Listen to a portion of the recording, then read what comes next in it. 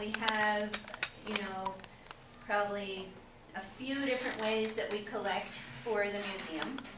One of them is that we have an acquisitions fund, and we will go to the collections committee, and Adam might identify something, or I might, and then we, with the approval of the collections committee, we might use some of our acquisitions fund to buy a piece of art. Another way that we acquire work for the collection is that we have people gift us art. So somebody might buy a piece of art, and then they'll say, hey, do you guys want this piece of art? And then we'll say, well, we have to present it to the collections committee, which is a board committee that oversees how we deal with the collection, how we take care of it, and what we collect.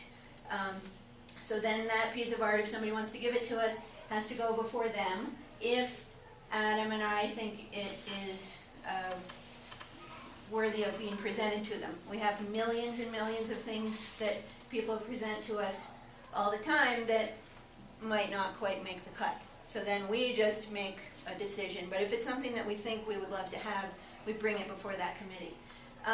So then a couple other ways that we collect for the museum are through Collector's Circle, which has been going on for, I don't remember, 28 years, something like that, 25 years? I don't know the exact date it started. And we have Blacktail Gala, which has been going on for 2 years. So Collector's Circle is an event that happens usually in August, and just like Blacktail Gala, people buy tickets to come to this event, and the ticket money goes into a big pot, and everybody that comes to that event, which is a nice dinner or an evening, gets to vote on the art that we will spend that ticket money on to bring into the collection. So we will normally have a certain amount of money, and then Adam and I will go out and find art that we think is interesting and appropriate for the collection. We present that to the collections committee. They approve it. So we might have 7 pieces of art that we think are interesting for either of these events. But we might only have enough money to buy 5 of them or something like that. So the people that come to the event are actively helping us build the collection with their choices. All the work's already been approved, but they get to help us really bring those pieces in. Does that make sense to everybody? Mm-hmm. So the Collector's Circle has been going on for these many years, and the work that is presented to that group is in a certain price bracket, and then the Blacktail Gala is in a different price bracket. So we have, let's see, for Collector's Circle, we've got contemporary and historic pieces and all kinds of things that are pretty high ticket price. But it could be, all kinds of different mediums, or, as I said, contemporary or historic. With Blacktail Gala, what we have identified as a thing that we want to do for the museum is collect emerging artists, art that is at a lower price point, and for artists who are not considered wildlife artists, but who are doing something interesting with wild animal imagery. So, does that make sense? Mm-hmm. Does anybody have any questions? Mm-hmm. Okay. So, Blacktail Gala has been going on 2 years, and we collect stuff all the time, and a lot of the stuff that we collect for Blacktail Gala, because it's at a sort of a lower price point, some of it's works on paper, which doesn't get to come out all the time, or it needs to be framed, and we haven't, figured out how we're going to curate it into some kind of an exhibit. So some of these pieces you have seen, but a lot of them you probably haven't seen, and they hopefully will come out in the next few years, but this is a fun way to be able to look at them and get excited about hopefully seeing them in the galleries. So 2 of the Blacktail pieces that we got in 2015 are up in the end of the Green Pathways Gallery with the Bateman, and you'll see those here, and I think that is it for right now. So, and interrupt me, ask me questions, whatever you would like. I've got tons of information on all of these artists.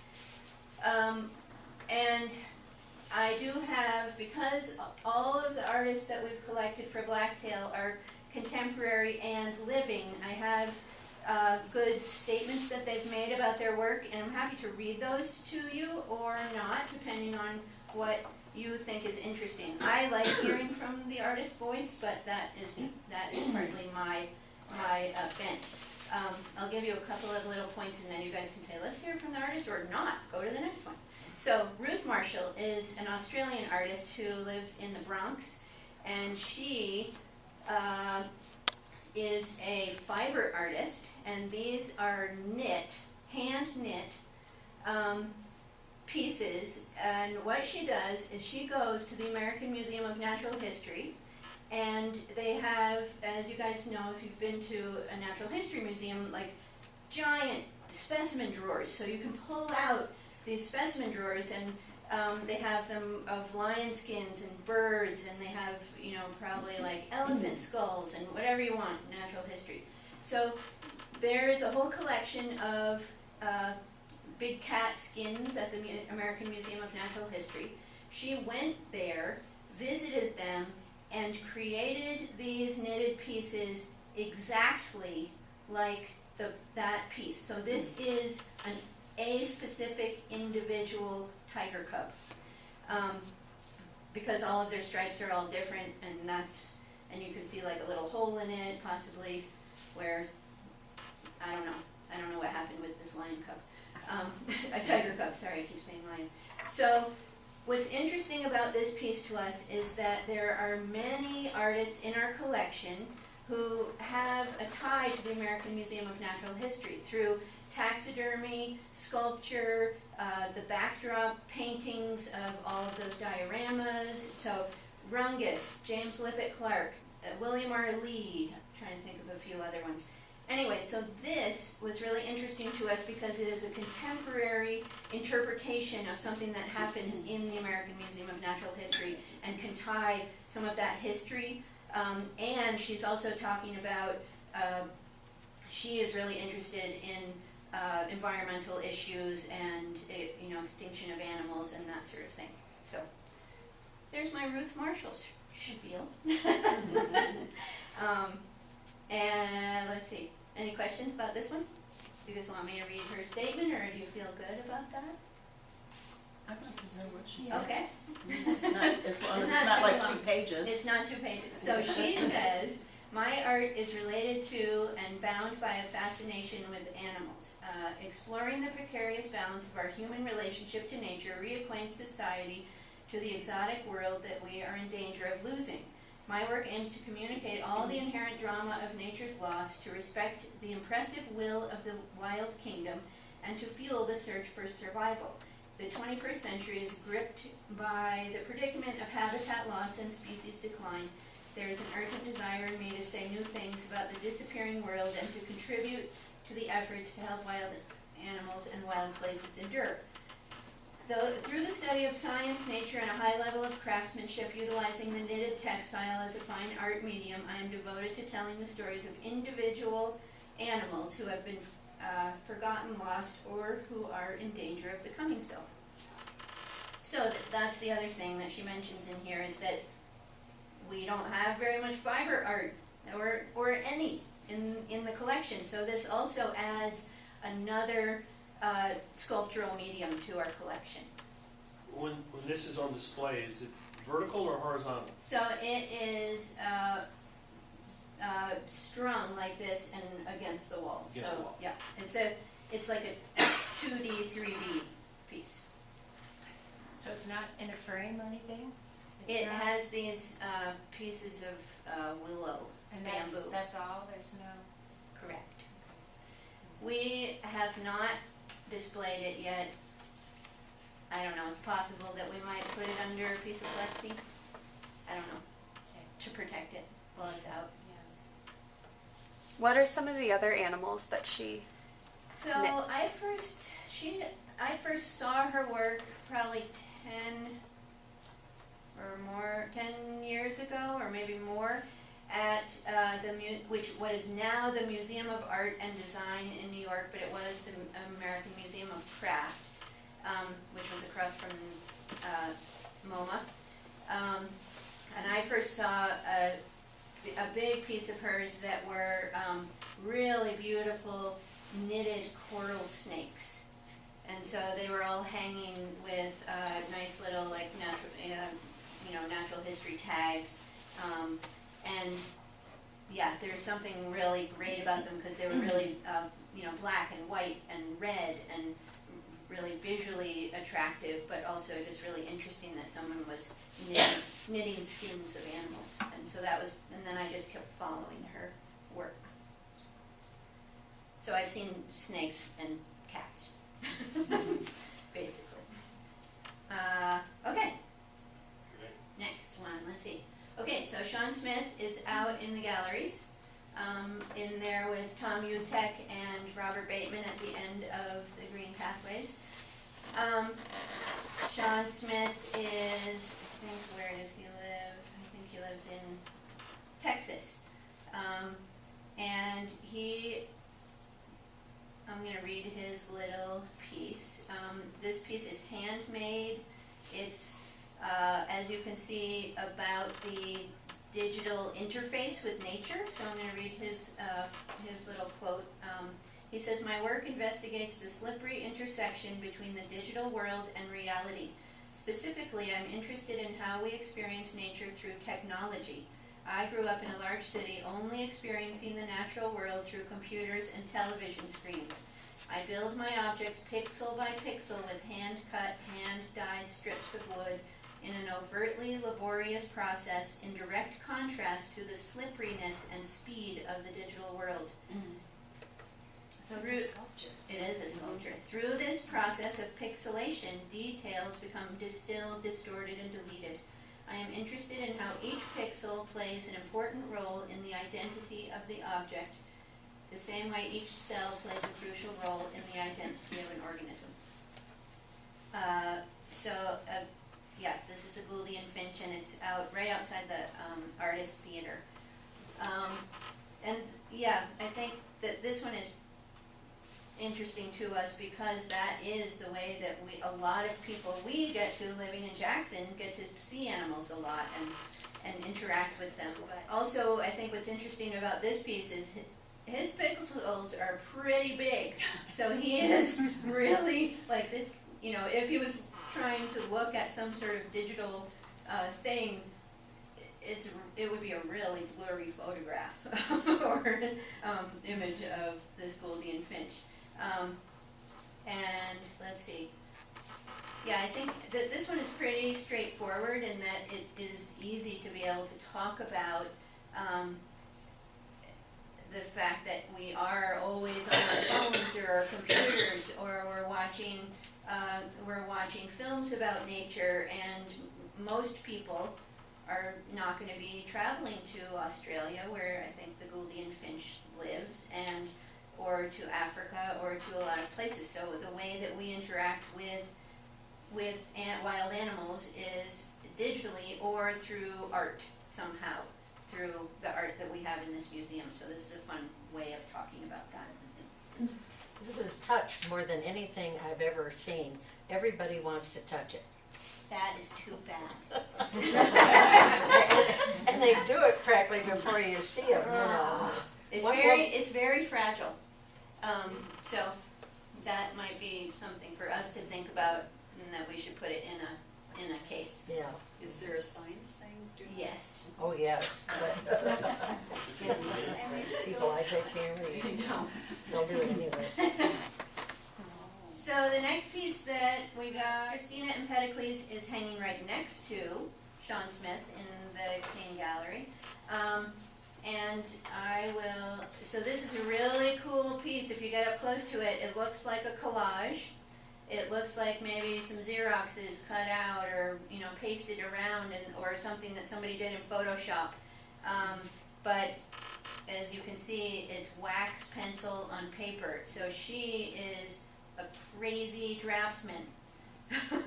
Really good at that kind of detail.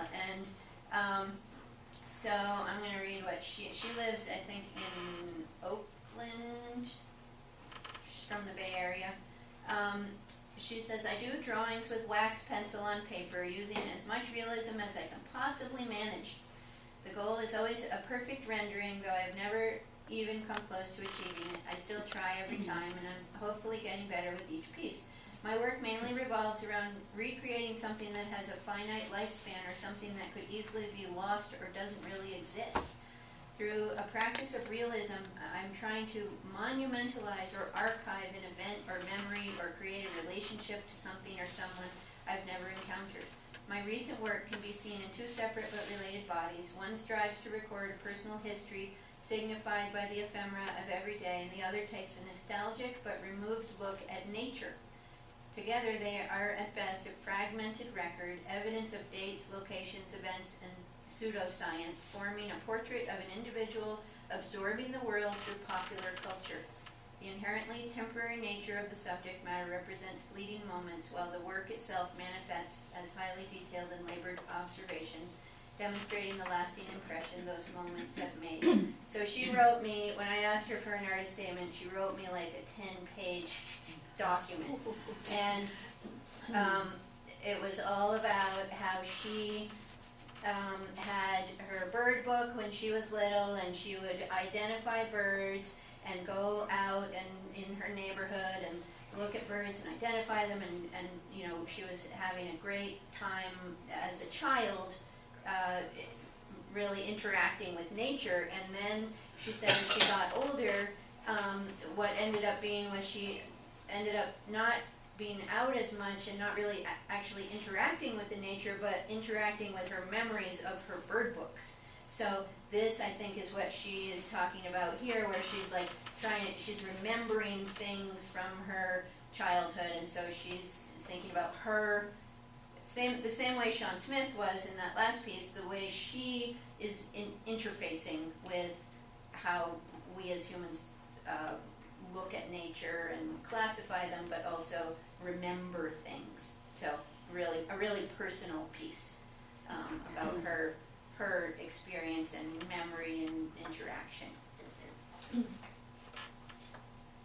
anybody have any questions about that one? It's not a particular bird. It is a, I don't think I have it here.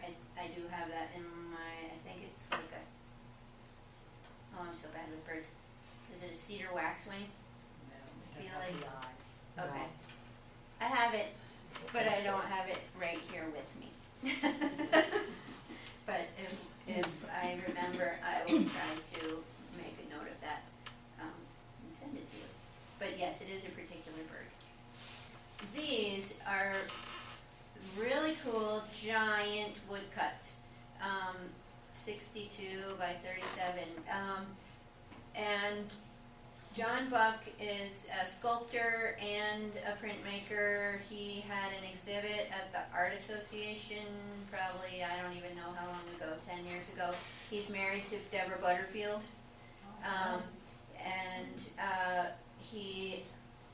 Deborah Butterfield is, she's most well known for her sculptures of horses, made out of different, like, wood or metal or that sort of thing.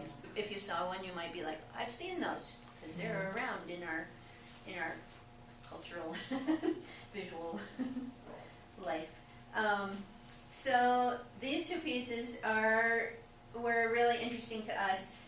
We don't have a lot of woodcuts in the collection, and they are really well made. They're giant, they're on rice paper, and they're about two subjects that are really interesting environmentally to us. So one is Old Faithful, and the background of it are like bears and all kinds of other animals in there that are a little hard to see here, but he calls it the preserve.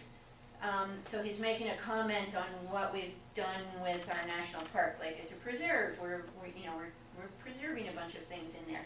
Then this other one, the Singer Tract, is, do you guys know which bird that is affiliated? He says, So it is the ivory-billed woodpecker, and the singer tract is in Louisiana, where somebody thought they saw the last ivory-billed woodpecker a few years ago, but they probably didn't.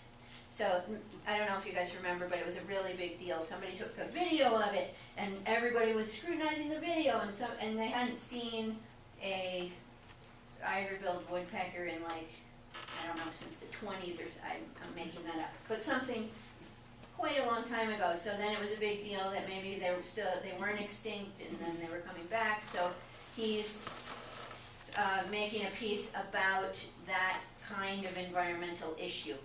So yeah, these are, hopefully we will get them framed. They're very delicate, and you know, be able to bring them out so we'd be able to talk about those stories and a lot of those issues.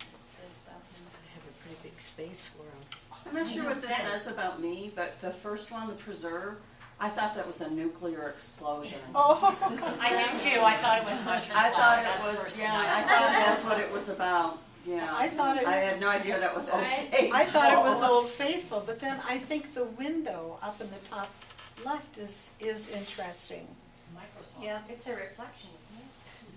it's a reflect. So he's trying to make the glass look three-dimensional. It's Microsoft.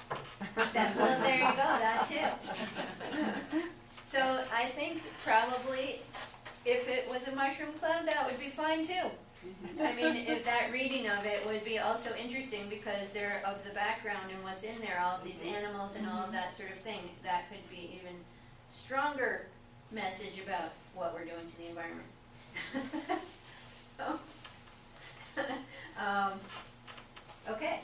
So the next piece is a video.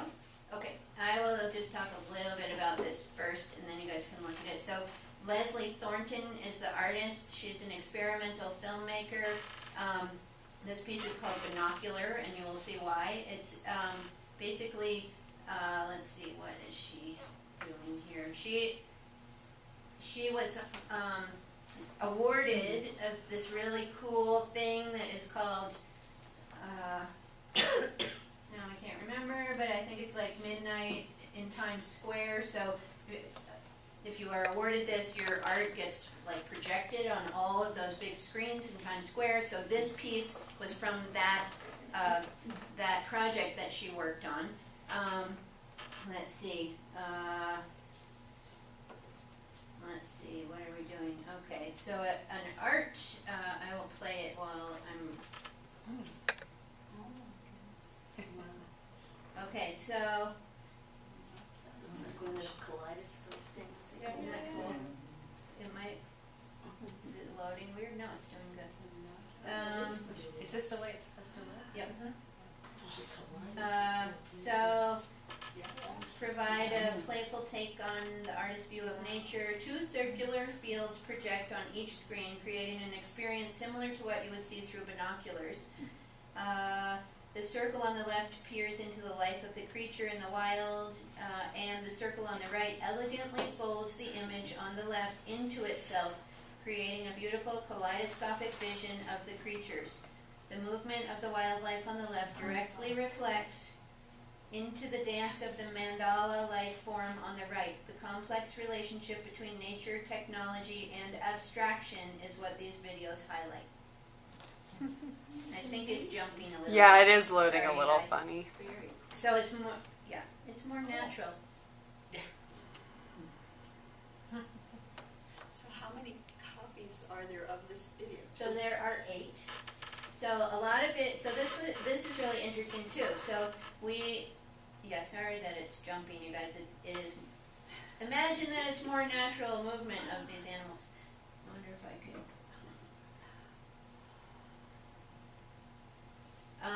Okay, so yeah, video art is interesting for us. We have actually now, as of this year's Blacktail Gala, own 3 video pieces, which is pretty cool, because video is a kind of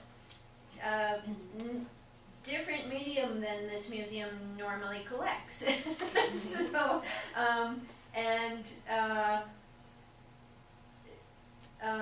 So with video artists, what a lot of them do is that they do the same thing that you would do with a printmaker would do or a sculptor would do.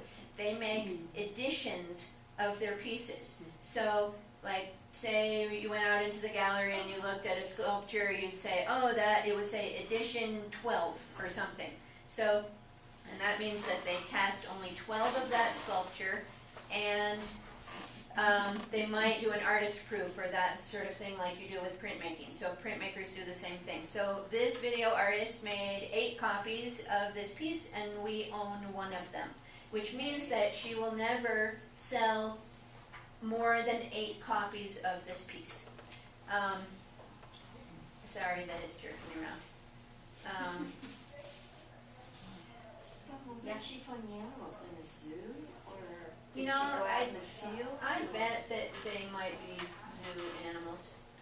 Because that was like a Mandarin dog. I mean, Yeah. she I would know. look like Yeah. a I dog for know, tortoise. yeah. I mean, Yep. She'd spend a Yeah. lifetime traveling around. I know.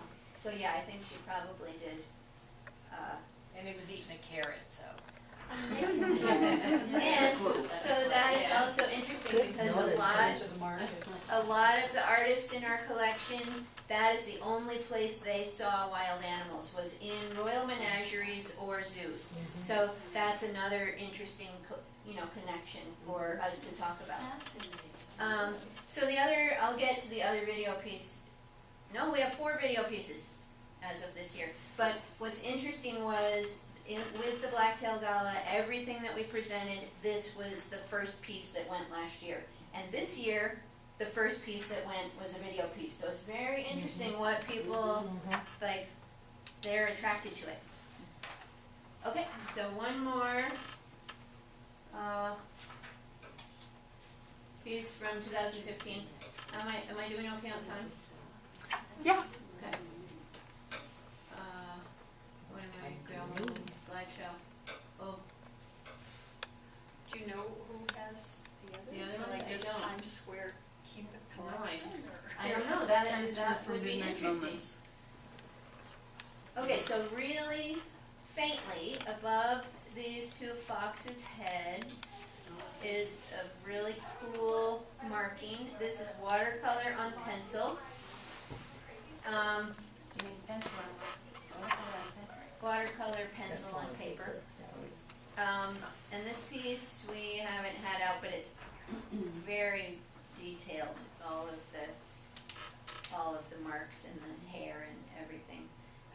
So she says, the geometric drawing is a symbolic entity that interacts with the animals, either physically, emotionally, or spiritually. The actual form is of a partial star map from NASA. In other works, they take different forms. I'm very inspired by science and astronomy. I stargaze as much as I can. Besides the physical idea of the star map, symbolically it becomes about communication, relationships between the animals, what they have to say but aren't saying, or silent, understood conversations trying to connect. The star map was the inspiration in its physical form, but ultimately I'm trying to realize it in its symbolic form. My work is always about relationships and trying to connect. Sometimes romantic relationships, sometimes a relationship with oneself. I try to convey inward elements of the self. It is always psychological. The foxes are not aware of the star map. None of my animals are, but as a viewer we can see it and how it interacts with them, and try to understand its significance in their narrative, or in the narrative of the viewer's life. So she is going into a super personal place. She's going into like her whole idea of how things in the universe connect.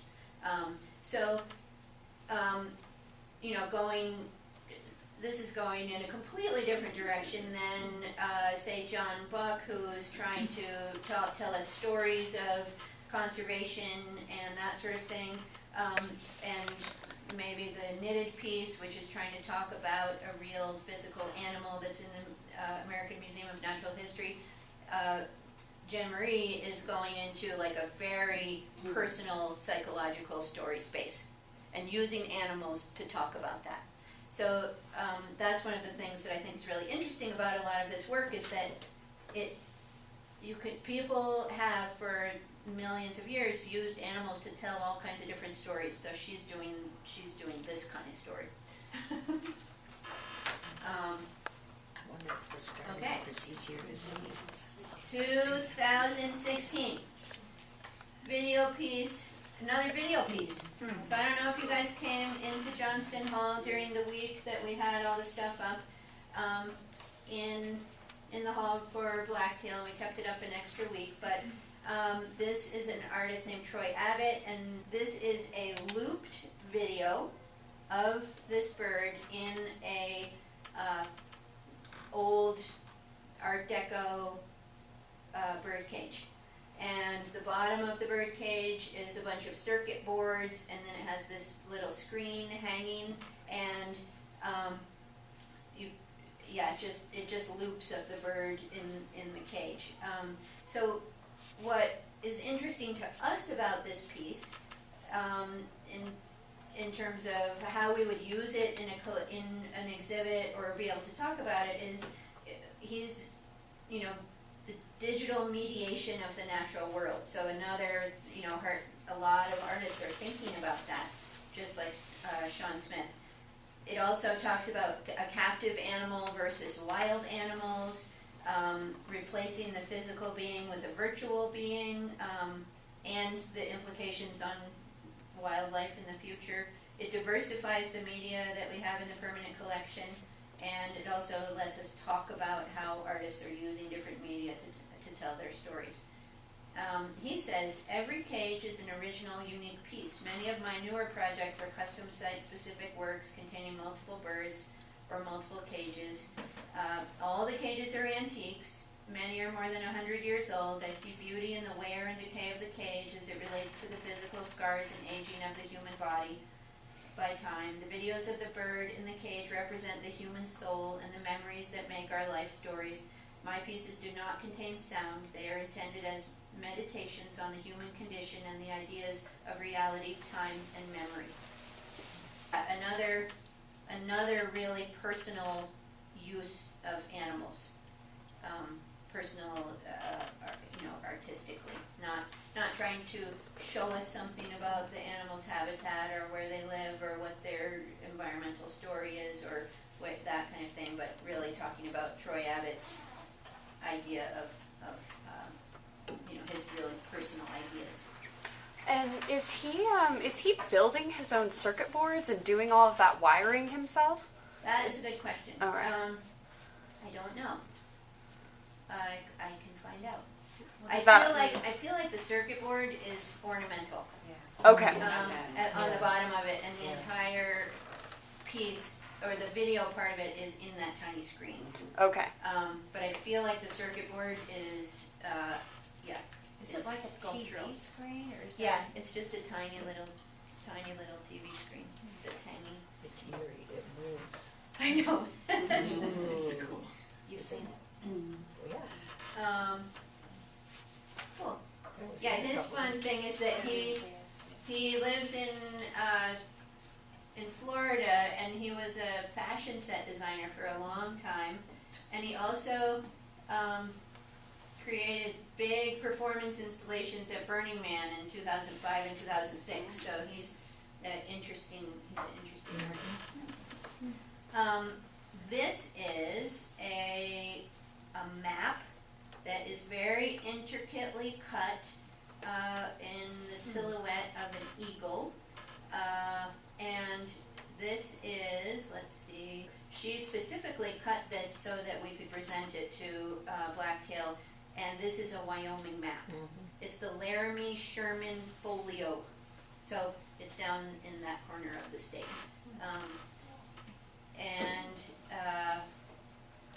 So the maps are really interesting to us because they can talk about landscape in terms of how we navigate through the landscape through maps and wayfinding, and this kind of talks to us about the difference in how humans and animals see and use and navigate the landscape. The entire map is pinned to a board with pins, so it's suspended above the back, and so you see through it and you get the shadow.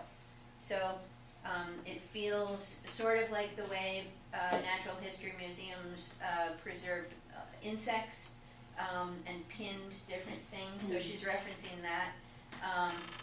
Let's see, the silhouette is really interesting because that is one of the ways that we identify birds when they're flying in the sky. So we look up in the sky and go, oh yeah, I can tell that's a red tail because it's got this tail and these wings and that sort of thing. So that's another sort of identification process for us. Let's see. That is mostly, yeah, her, let's see, what is she saying, her?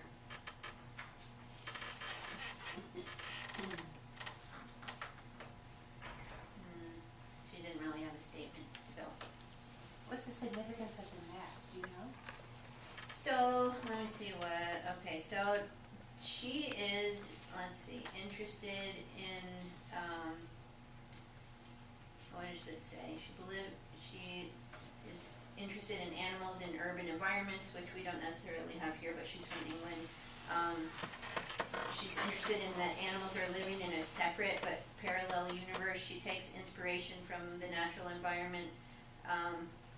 Her birds and she does insects and flowers also, transcend borders and pass freely between countries.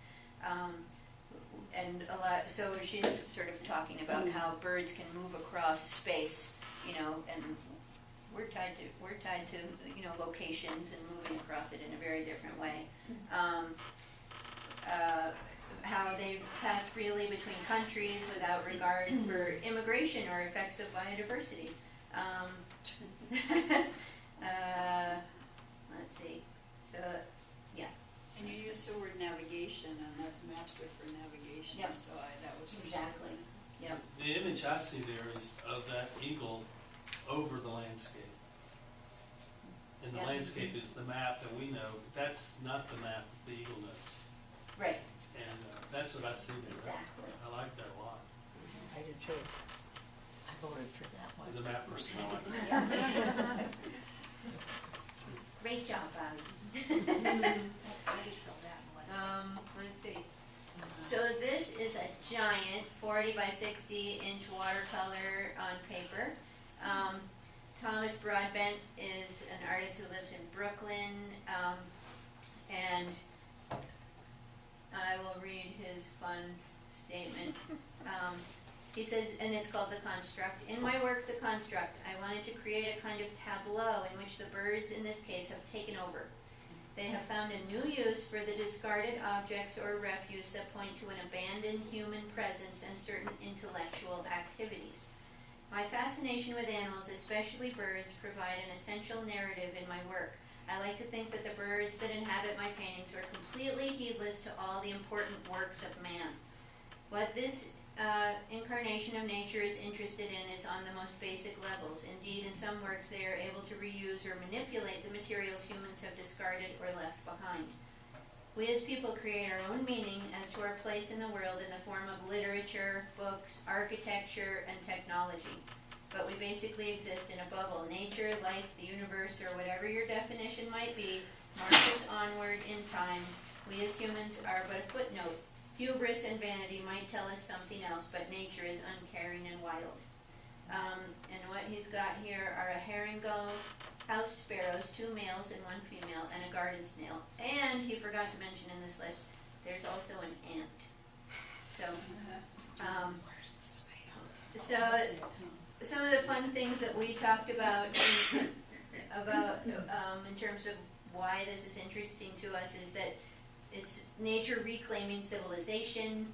It's the appropriation of cultural waste as a natural resource. The species are scavengers. They're adapted to urban environments.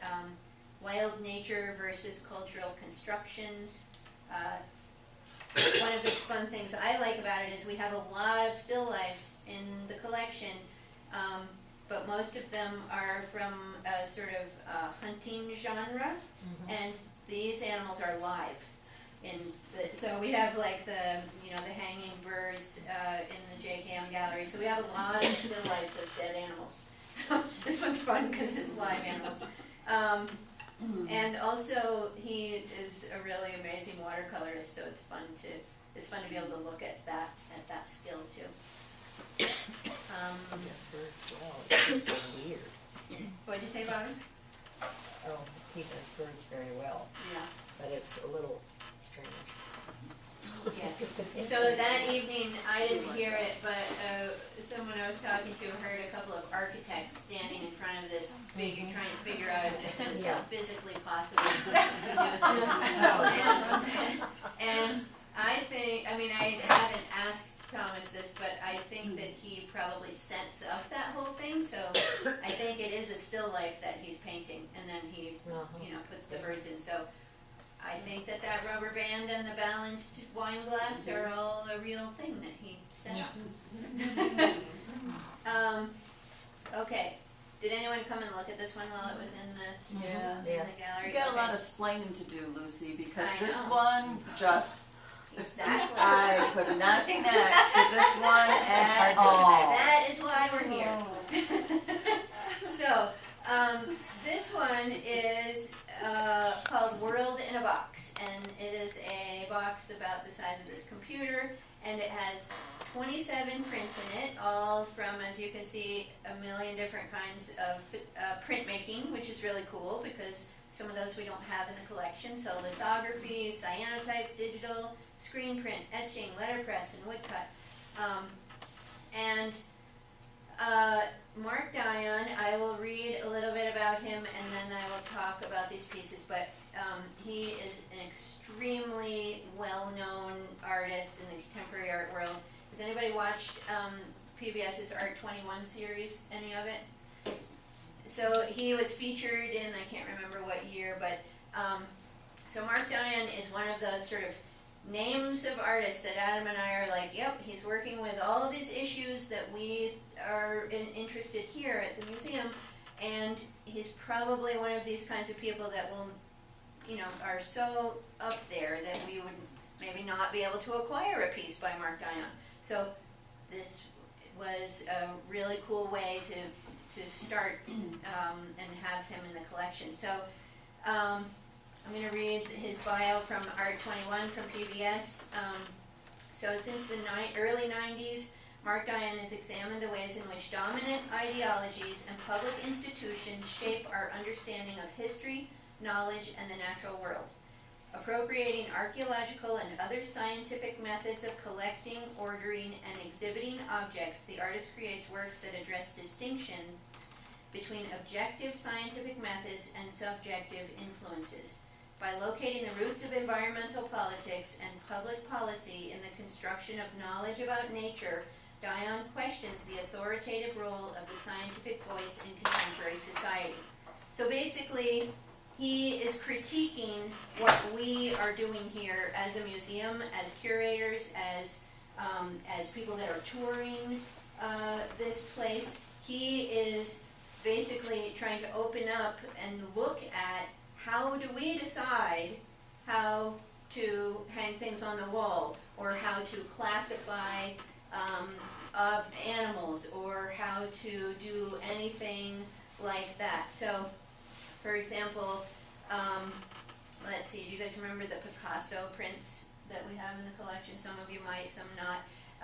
But we use the scientific world uses the Linnaean classification system. But at the time, that's how like the family and the genus and all of that stuff happens. But at the time that Linnaeus was happening, there was also a totally different guy who was trying to classify animals by their like attributes, like let's see, like monkeys are cunning, like it's things that we that we are imposing on the animal world. So what Mark Dion is trying to do is like make us think about the way that we order the world. Let's see. So throughout the past 2 decades, his work has been the subject of major exhibitions worldwide, including the Academy of Fine Arts Design in Germany, Natural History Museum in London, the Museum of Modern Art, and the Tate Gallery in London.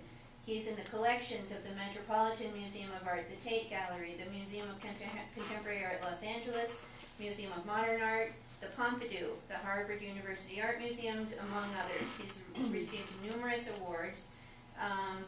And so he's interesting to us because we then are able to be in this conversation and be able to talk about how museums classify things and how we classify the natural world. And this is a piece of art about that. So, does that make sense? Yeah. Sort of. So, Did he have any order in the way they're shown? So there's a list, so all of those are Yeah. numbered 1 through Yeah, 27. That's a list down on the bottom right? Well, yes, and that is on the inside of the box Yeah. lid. But when I talked to the people who, so basically what he did was he went and worked with a printing, it's actually a university press, and they made 20 editions of this. And so what they said when I was sort of talking to them about this is that we could show it however we wanted. So we could show 5 of them if we wanted, we could show them in a glass case, we could Okay. frame them all if we wanted, we could, choose to use it in different ways. When I saw it, they had all of them framed on a wall, and then the box was on a little shelf, and it was a really cool way to think about that. But also, I don't have them in front of me, but what he's doing is, a lot of them are really funny. So he's using humor also to talk about these things, which is really great because it is so conceptual. And so it's great that he's using humor because humor lets us enter some big ideas sometimes. So let's see, I'm trying to think about like the little blue one that is the silhouettes. It's over on the left side, second column. Are some silhouettes of birds and some pterodactyls and an airplane. So that's a really simple one. What he's doing is like classifying things by shape. And so he's saying, oh, an airplane's the same shape as a manta ray. And he's making a funny, sort of funny joke about that. And let's see, there's another way down in the right corner, another one of the, oh my gosh, the woodpecker I was just talking about. Ivory-billed. Yeah, the ivory-billed woodpecker, I think that is. And that one is very funny because he's pointing out all these parts of the bird, but they are things like, they're cultural things as opposed to identifying the part of the bird. So he's trying to make us think about how we classify things. Yeah. this seems like an ideal tool for helping children to engage with art at a deeper level than simply what you see on the wall. And that Yeah. if he produced these in a, attractive, non-commercial Yeah. form, that this would be the kind of the ideal thing to give to a child who has some inkling that art is something of worth. Good idea. Yeah. I mean, I'd love to have a copy of this. I mean, You can, there's a few left. it'll be broke. Yeah. Well, also, what I will do on the volunteer website right now, we do have a document that shows all of these images, but I can edit that document so that each of these 27 images is a little larger. Would that be appropriate, Bronwyn? So that you can go on that website and see them all a little up close, because they're really They're funny. actually on the press's website, so you could just make a Oh, link to it. oh, perfect. So you Okay, can I'll just send click I'll through. send everyone a link Yeah, great. to the Does it website. say it's a sienna, it's a sun print, or does it say how Yes, yes. And some of them are, yeah, they're when you get up close to them, so see the second down from the right, there's a raccoon in the middle. That one is really funny because it looks like it's all the things a raccoon might find as a scavenger to eat. So there's like trash and worms and, it's very funny. It's a brilliant piece of work. Very funny. And then the one that's the colored animals down in the bottom are like different weights of different animals, and then he has a human weight, and the human is actually labeled Robert Smithson, who is a really famous earth artist. So he's making some kind of comment about, he's just being funny about that. I love the 3 with the different types of bugs. the good bugs, the Oh, yeah. bad So bugs, the and human, the human form in the middle are all of these things that live on the human body, and those are in different states of alive human, just dead human, and a decaying human. So all of the different things that live on us at these different times. I would love that. Yeah. And then he's also in a couple that you can see, like the fish hooks and then the tools at the top. So he's also like classifying some of the other ways that we interact with animals, like there's some nets and some shovels and some fish hooks, so yeah, it's Almost has to very be funny. explained. Yes. You appreciate it a lot Yep. more. And, yeah, so, Instead of let's see. just seeing it. Bronwyn, And at then that voting. event, Yeah. did you give us comprehensive explanation of each of these before they made their decision? So we had it up in Johnston Hall, so people could go look at it and read it and see, and the lobby. The lobby. Johnston Hall, yeah. So I read what I just read to you, and then I asked people to go look at it in person, and people did. And it was one of those things where I said, you need to get up close to it and read some of these things, because they're funny. Like the dinosaur at the top are like, now I'm not remembering them, but they're, it's like when we discovered certain things. Or they're pointing at like, oh, when we were really into Egyptian things in the 20s, or, like they're talking about, he's talking about history, he's talking about like when, all kinds of crazy stuff. Okay, let's see. Okay, last one, another video. And then, yeah, this one, I can't remember quite the order, but I think that this was like the third piece to go on, at this event. So, you never know, like this one is really hard to explain. It's it's really conceptual, but for some reason people got really into it. so we never know. Adam, always with all of the collector circles and with these two events, you present the 8 or 9 works, and you have no idea how all the voting's going to come out. Like it's like surprising every time. Like, really? That's what people wanted first? Wow. So, this piece is a video piece I'm going to show you, and I hope it doesn't jump like the last one.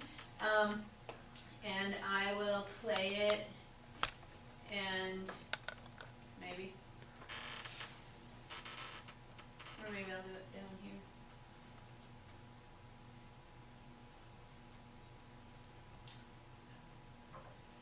So, this was the first piece to go this year. And it's a 17-minute long video by an artist named, I hope it doesn't jump, because it's so cool.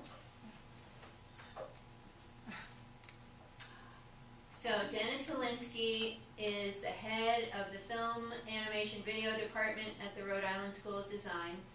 His work with the movement of birds flocking has attracted the attention of scientists and viewers all over the world. Over 200 blogs have chosen to embed his video in almost every country in the world. And he's been looked at on his own personal video site 6.8 million times since up till 2015. And he says, these are recordings of things that are alive and cluster. The flock balanced on the wire can suddenly burst with each bird abandoning individuality en masse. The flock goes viral. This is DNA at work, creating behavioral near copies, grouped as a species and moving with instinct and the desires of small minds. So what he's doing is he is doing some crazy video work. So he's basically that's the path of all of those individual birds. So we can see where the bird was as it's going forward.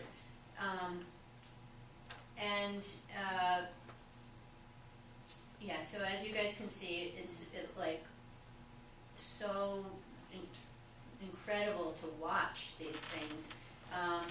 So for us, it's great because it's an exploration of movement, it's a visualization of flocking and swarming and migration. It's a way to study flight patterns. It also parallels the work of Muybridge, the motion work of Edward Muybridge. It's an exploration of time, and it offers an experience of nature that we can't experience in real time with the naked eye. And when I was talking to him about this, what was really interesting is he likes to film at a certain time in the year when, I forget what percentage he said, there's some percentage, like 20% of the flock is brand new. So some of the older birds have died and not made it to this time, and the newer birds are learning how to flock and how to fly, and they're being taught. So there's this period of chaos where the new birds are learning how to work in this world, which is really cool. Does he mention what the species are as they go along? I think he probably does, and I didn't write it down. Do you know, I'm sorry. No, go Do you ahead. know where this was filmed? So he lives in Providence, or lives in, he might live in Boston. He either lives in Boston or Providence, and I think what he said is he goes near his house to like a strip mall, so and where there are a lot of good wires and films them. But he also does some really beautiful motion studies of insects, and yeah. And personally, for me, this is really fun because I went to RISD, and he was teaching there when I was there, and I can't remember if I took a class from him. I did sort of a minor in video, and so it was really fun to connect with him again. And, yeah. What's his name? Dennis Holinsky. And is this piece going to be in the, out? Yes, so Or is it- we hope to get it out sometime. We hope to install it somewhere. His preference for its installation is that it be projected on a wall in a place where people might pass through or be walking and be with with other people they're at the museum with, so that you might see some of it but not all of it. It's 17 minutes long, so he hopes that people sort of experience it not in a theater type place. And this is a one-of-a-kind video piece, Yes. right? This is Yep. the only So only one. Yeah, so when I was talking to him about this, what he decided he wanted to do was sell us this, and there are no other copies. He retained the rights to use his footage in a different way, but this piece, edited the way it is, for these 17 minutes is one of a kind. What I really like about it is like what we're seeing right now is all the beautiful, I'd have to stand there and watch this. I'm Yeah. just mesmerized by this. I watched it all the time when it was out. But like right here is all the traffic Yeah. mimicking the way that, I mean, birds flocking is just an incredible thing. They're all sitting there and then all of a sudden, wham! It's like they all knew they were gonna go at one time. Exactly. So I like that part in it too, that there's that it's not out in nature, it's nature, right here in an urban setting. Yeah. And so I really like that part of it also. Oh, you just reminded me that it would be fun to put, we have a piece by Andrew Denman, which is a couple of birds on a pipe. Yeah, That would be fun to have That'd be one of great. this Put somewhere. it together. Yeah. What are they doing on the pipe? Is it a So, video? no, it's Oh. they're just in an urban they're environment. talking I to got each you. other. Bronwyn, Yes, I have to ask the question, good. what is the reaction of the general public to this type of art? Because I have to say, from a wildlife art standpoint, this leaves me cold. Yeah, I think this is really interesting yeah. to see, but from a wildlife art standpoint, it just leaves me cold. I Yeah. can't see the relationship. So that's good, because Maybe you will someday. we need all different kinds of reactions to art. And, you know, I have different reactions to all kinds of things, and you will too, so that's awesome. But part of what we're trying to do is expand the kinds of things and reasons why people make art with wild animals in it.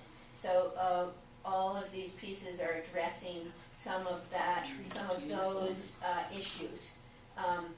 And so, you know, when we're thinking about the mission of the museum, it's to collect fine art, but it's also to talk about humanity's relationship with nature.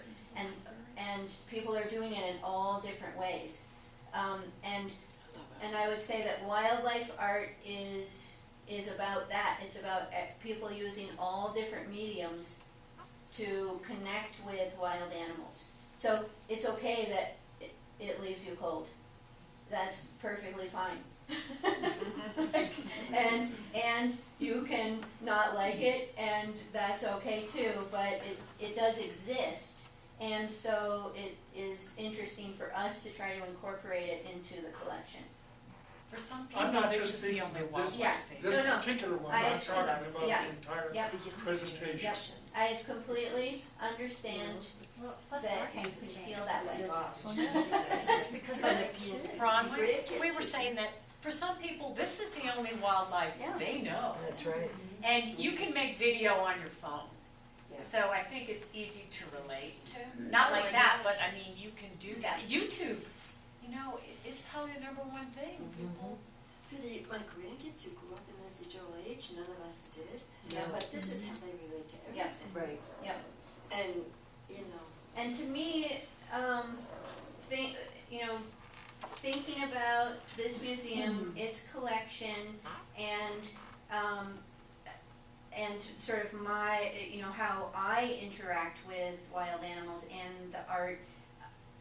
What's interesting is this is not the only kind of art that I am interested in. It ends up being something that I do a lot of work with here, but I was classically trained as an artist at the Rhode Island School of Design. I have, you know, painting and drawing and that kind of background. So I feel like there are all different kinds of art, and there isn't one that is better than the other. I think as humans, we make all different kinds of images, and all of it is valid because we are making it and trying to experience the world.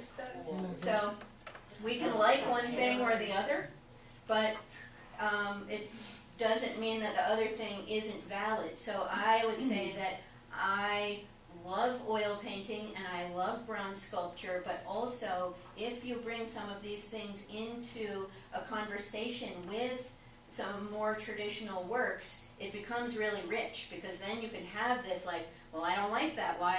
So I think by bringing these works into our conversation, it broadens our idea and what we can talk about in terms of how we as humans live in the natural world. So, yeah, you can not like it, but there are a lot of people, I think, who have no, like, some really, really naturalistic paintings or bronze sculptures leave them completely cold. So, which we have had a lot of conversations with, which is why we created this event with Blacktail, is to be able to touch some of the people that think that Audubon isn't very interesting to them, or that, you know, that sort of thing. So yeah, and it also makes us have this conversation. Bronwyn, thank you. That's such a good explanation, and we really appreciate all that you bring to the museum and perspective. I'm with Ron on my dislike of this, but I think that your perspective and your interest in all these different things and helping us be exposed to them is very, very helpful. Thank you. I know that. Yeah, go ahead. I'm just wondering, will this wear out? Will this video wear out? Will it be as sharp as this is in 25 years or 50 years? I mean, So it will be as sharp as it is now. But maybe the digital technology in 25 years is gonna be totally nuts. We can't even imagine what it will be. It will be what it is now if we keep it in a format that we will be able to look at. And so we'll keep, I we'll, see. you know, whether we'll we'll have keep the the file, technology we'll Like keep the Super 8 file. movies. Yeah, right, Yeah. right. VCR, you know, I see, VHS. so, so the video itself, in 100 Okay. years, if we have the technology to It's watch gonna it, look- will yeah. still look like this. Yep. I'm just leaving because I have a budget. Thank you. Oh, wait, man, Ron. I'm with you. You know, we have some that are like So 4 or what 5 digital minutes. restoration do you do? I know, I can tell you the I just- story I about love birds flocking with Like somebody. Kodachrome, you know. Well, you know, every time we go to New Orleans, we come back and it's August. And I get real excited to hear or see a sandhill crane coming back last year. So the piece that I showed you In guys, the Nebraska. Leslie We got out Thornton, of the motel and there's the like binocular 2,000. piece, when we got our copy of that, it came in a really cool box, and it came on 4 different storage devices. So she was sort of, I don't know if anticipating is the right word, but preserving that piece that we have, the binocular piece, in, like on a jump drive and on a big hard drive and on a couple other different ways of storing. So we have this piece that has it on a different storage devices. I appreciate, Carrie, you're sending that UTEC thing, that is, to be able to see him and hear him, it's really well done. Yeah, it's great. I've often wished he was here, and now he almost is. What else was I gonna say? Yeah, so I feel like, you know, what you guys were talking about is really interesting. I've always felt as a maker of things and as an appreciator of every single kind of art, that imagine if we only had one artist and they only made one thing, how boring it would be. So that's another way of thinking about it, is it's really cool that people have different styles and that they have different ways of making things and thinking about things, because then we get to look at them and we get to like or not like them, which is fun too. So, Did they purchase the very large deer animal? Was that purchased? no, it wasn't. It wasn't. No. That was kind of interesting I liked, too. yeah. I mean, I liked all the I pieces, really but liked yes. that one a lot. So we didn't get 3 pieces that we presented to Blacktail. One was the what is it called, stag, floral Yeah. hide-a-bed. And we didn't get a really giant print that was of sort of a Victorian vignette of some insects doing things. Yes. And then we didn't get the set of 5 prints that were animals with funny sayings. I really liked that one. Mhm. I like that a lot. Me too. But if I could just say one thing Yeah. real quick Yeah. about the floral, that big Yeah. long floral thing. Yeah. I liked that. You sent out, Yep. or I saw a little explanation about it, and so I read more about it, and then it made a little bit more sense, Yeah. of course. It was too high for me to see. That was one of the Yeah. things I saw as a drawback for Yeah. that piece. But I liked her, and there was either something in what you wrote, or I went online and looked her up.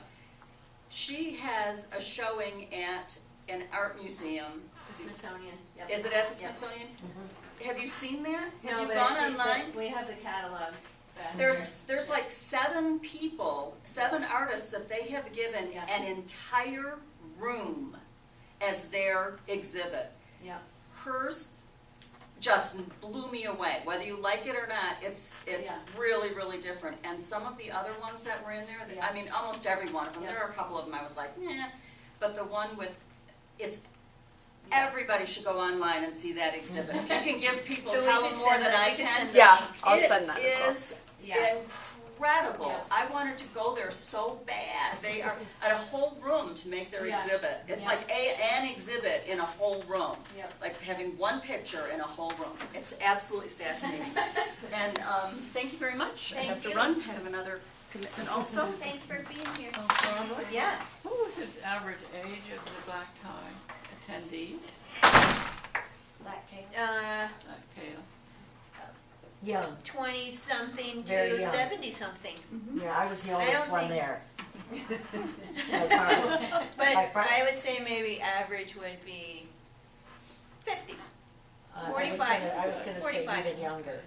It was just a whole new group of Yep. local young Yeah. people that we want to get interested in the museum. Well, thank you, everyone. I will send out some of those links to resources. And thank you, Bronwyn, for taking the time to put this together.